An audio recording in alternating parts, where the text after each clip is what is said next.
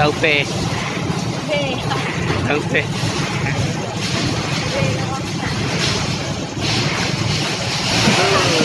Rồi đi ai đi. quay đằng trước ấy chứ không quay đằng sau em.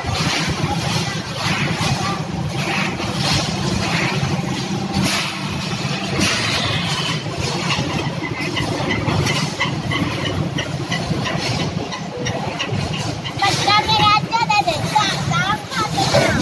Đây thế nào biết được nào là nào rõ. Rồi.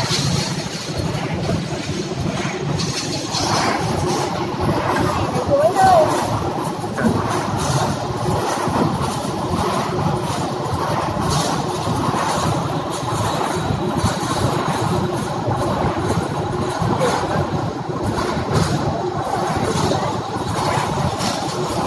Lâu này bắt đầu dài dài.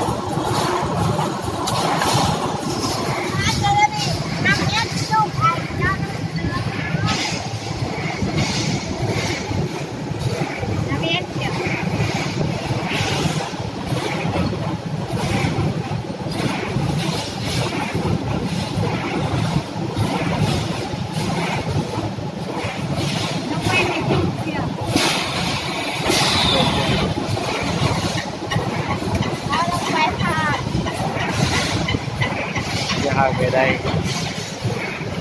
Quay đi, quay hết rồi.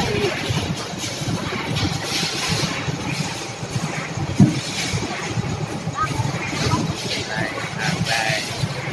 Chậm hàng đây. Quay đi tí gửi cho em nhá. Nha. Tí gửi Zalo cho em. Đi đồn đi, cái hẻm này á. Nha.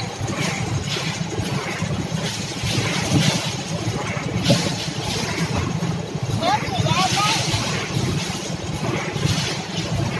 Hãy quay ra bên phòng.